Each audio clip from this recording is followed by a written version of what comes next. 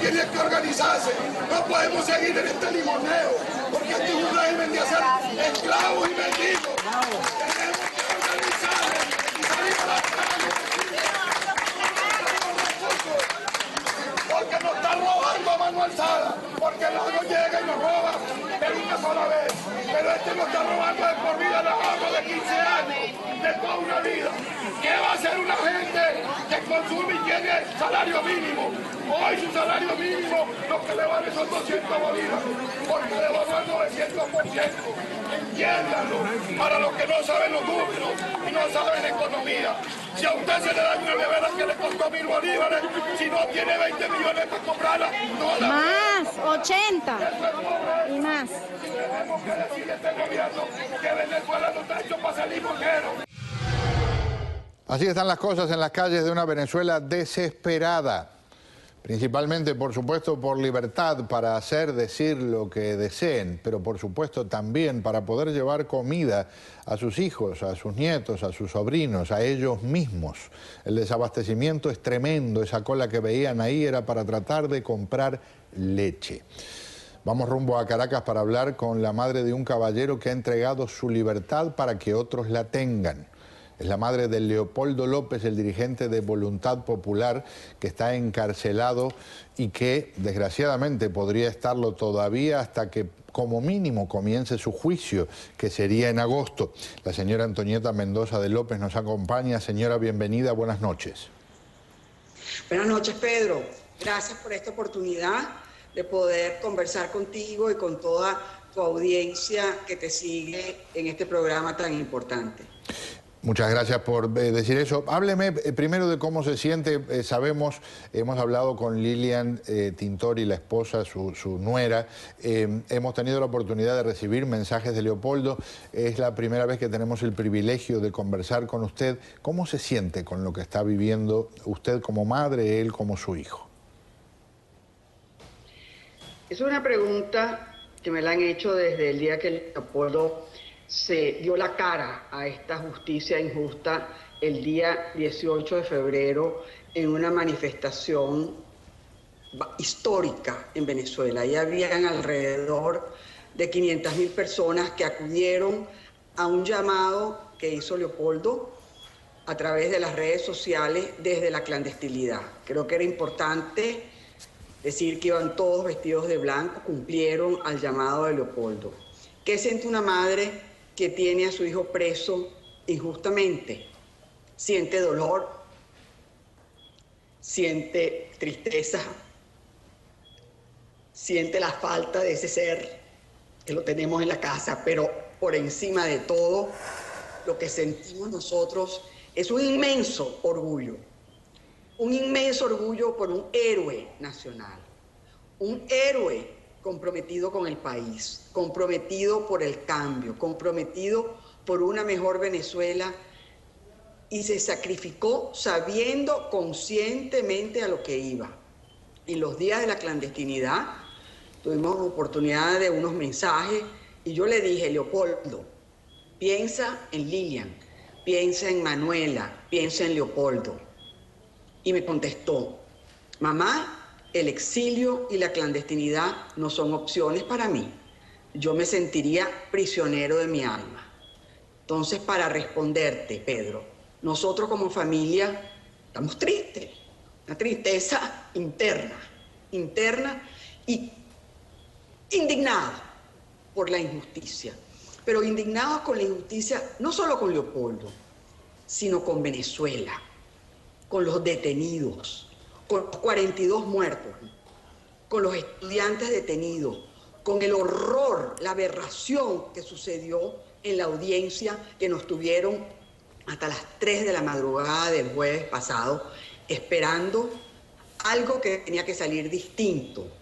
Los estudiantes, los 4 estudiantes tenían que salir con libertad plena. Leopoldo tenía que salir con libertad plena. Leopoldo no tiene que estar un solo día encarcelado. Leopoldo está en la cárcel por su discurso político. Leopoldo está en la cárcel por dirigirse a sus seguidores y a la comunidad venezolana en su rol como dirigente, llamando constitucionalmente y pacíficamente a las vías para tener una mejor Venezuela. Señor, he tenido la oportunidad de hablar a lo largo del tiempo con muchos presos políticos, sobre todo la abrumadora mayoría cubanos que pasaron desgraciadamente mucho tiempo tras las rejas por pensar diferente a una dictadura. Y casi todos dicen que uno aprende mucho sobre sí mismo cuando está en esas circunstancias. Y por lo que me contaba Lilian y por lo que he oído de otras personas allegadas, Leopoldo está aprendiendo mucho sobre él y está haciendo también que aprendamos que tiene una fuerza espiritual muy, muy importante, que él se ha refugiado también mucho en la cercanía a Dios y que eso es algo de lo que lo ayuda considerablemente a salir adelante. Es así, ¿verdad? Es así. Y te voy a decir, Pedro, nosotros cuando vamos a Ramo Verde es un tránsito duro, fuerte, queda a 50 minutos de Caracas, pero esos 50 minutos se pueden convertir en 2 o 3 horas por una infraestructura que está absolutamente destruida, por accidentes en las vías, por unos tráficos imposibles de entender por qué los tenemos, y llegamos a esta prisión militar y nos encontramos a un Leopoldo en una celda. Hay que ver lo que es una celda, un calabozo, cuando él está privado de su libertad, pero Leopoldo no está privado de sus ideas. Leopoldo está libre de sus ideas y eso es algo que este régimen dictatorial no podrá nunca encarcelarlo. Leopoldo está fuerte. Leopoldo ha aprovechado estos tiempos, que ya vamos para 4 meses, en una rutina que lo ha fortalecido mucho.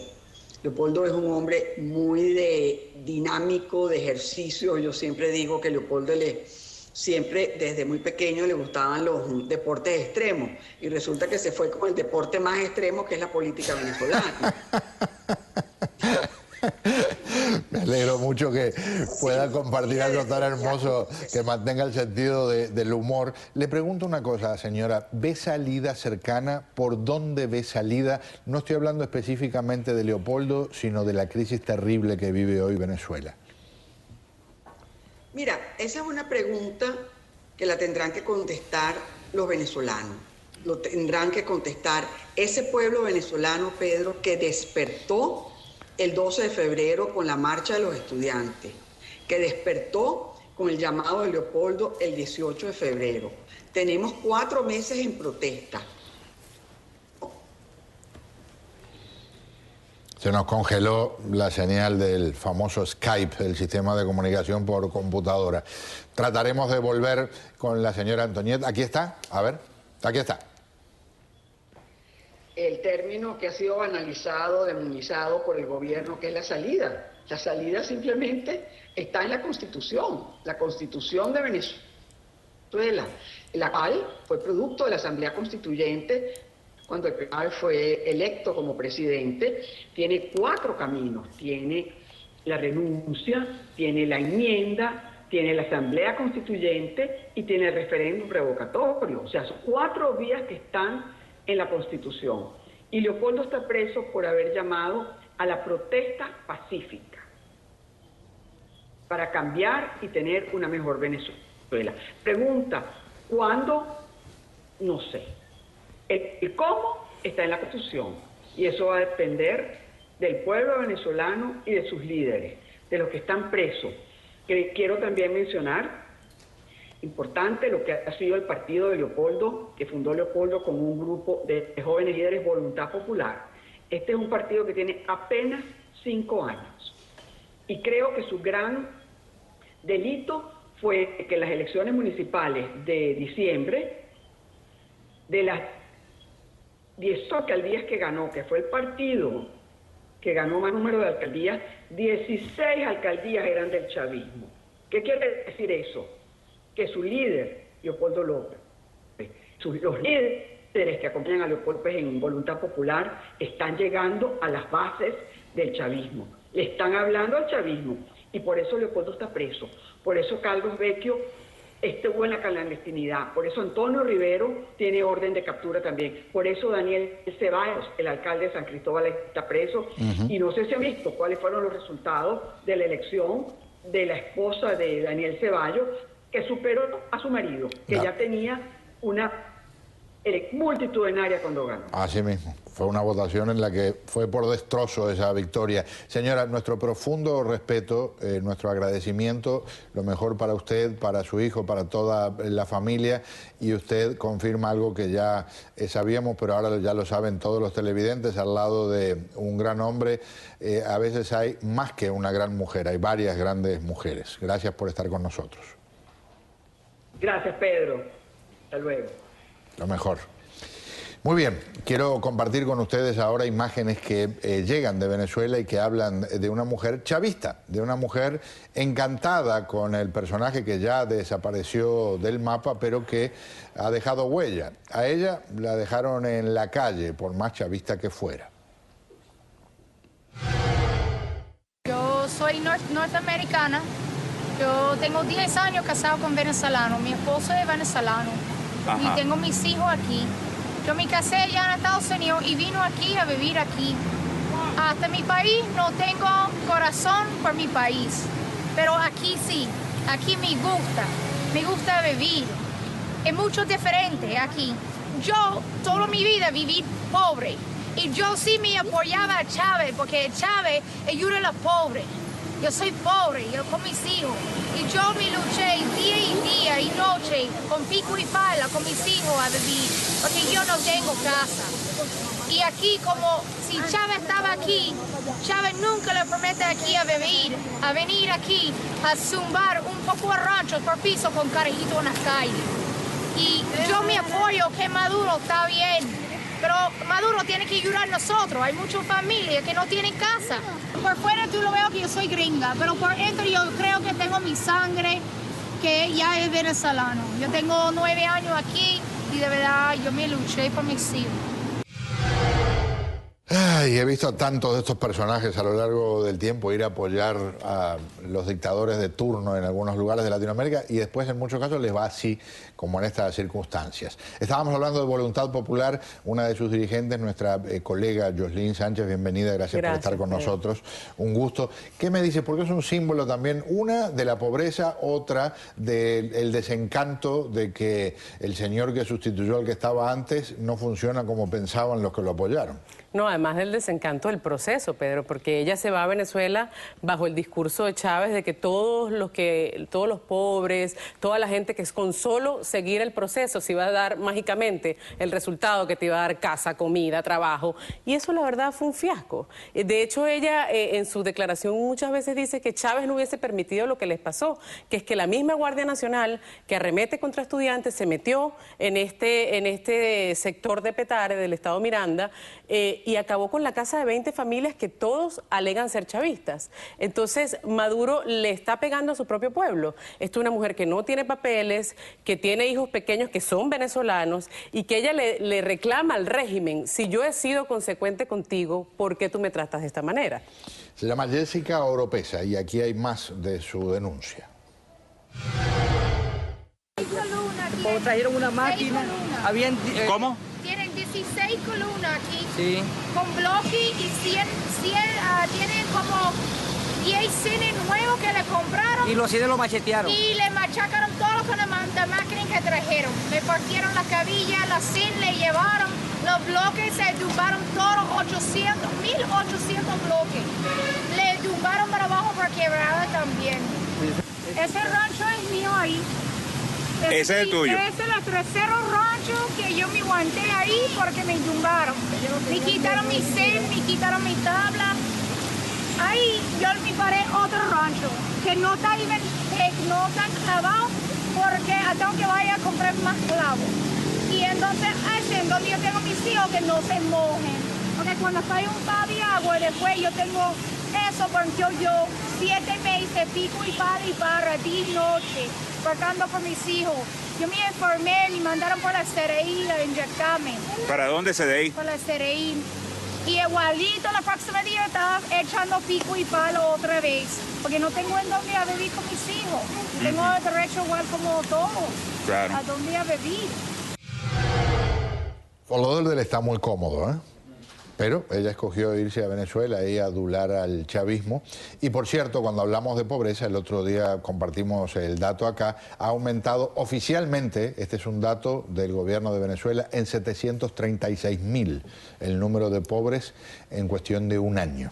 Y completo ese dato, Pedro, con un trabajo que hizo el colega Chugo Torrealba en Venezuela, que durante el segundo semestre del 2012 y el segundo semestre del 2013, ese dúo maravilloso Cabello-Maduro, porque en Venezuela, en mi opinión, no hay un solo presidente, hay tres. Está Fidel, Maduro, que es más o menos lo mismo, y Diosdado, que también está rindiendo homenaje y siendo presidente del país.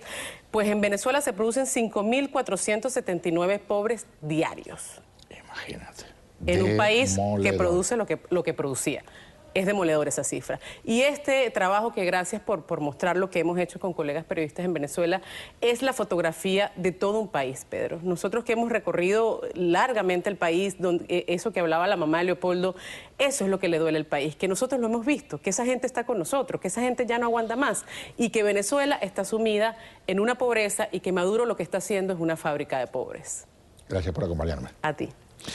Vamos a hacer dos cosas. Una, les anuncio lo que viene en el próximo segmento, la oportunidad de hablar con el señor que acaba de escribir un libro que está difundiéndose a nivel mundial. Él viene ahora precisamente de Francia. Él integró la escolta de Fidel Castro y revela una cantidad de datos sobre lo que se llama la vida secreta de Fidel. Pero los voy a dejar con lo que es la antesala de esta segunda vuelta de las elecciones en Colombia. Ya no pueden hacer campaña en las calles, pero sí hay debates televisivos. Y ayer el presidente Juan Manuel Santos e Iván Zuluaga, el hombre que lo está desafiando y que está básicamente empatado con él en las encuestas, se dijeron unas cuantas cosas que hicieron volar las chispas. Yo concibo una paz transparente, una paz que conozca todos los detalles de los puntos en los que ha avanzado el gobierno con el terrorismo de las FARC, porque solo de esa manera podremos definir cómo se puede continuar una paz negociada, pero siempre sobre la base de los compromisos, siempre sobre la base de unas exigencias, una paz que sea medible, una paz que sea verificable, Doctor, una paz que sea duradera y estable. Son 2 minutos para cada uno porque los cuatro... La idea es que conversen y que compartan el tiempo. Exacto, y que se puedan ir contestando uno a uno. Yo sí quisiera que respondiera cómo se va a sentar a negociar si no reconoce que hay conflicto armado, si no reconoce las víctimas, si las víctimas desaparecen de un día para otro, ¿cómo va a sentarse a negociar si no reconoce el conflicto armado? Yo quiero ¿Hay una que me respuesta responda. para eso? ¿Cómo? Es que lo primero ¿Muy es corta? que las FARC se sienten y acepten las condiciones. Ellos no pueden seguir cometiendo ¿Pero hay actos conflicto terroristas. armado o no? Ellos no pueden seguir cometiendo esas acciones. Y eso es lo que los colombianos necesitan, esa tranquilidad, para que el proceso le dé transparencia, le genere confianza, le genere credibilidad. Eso me confirma que sigue en la tesis de la guerra.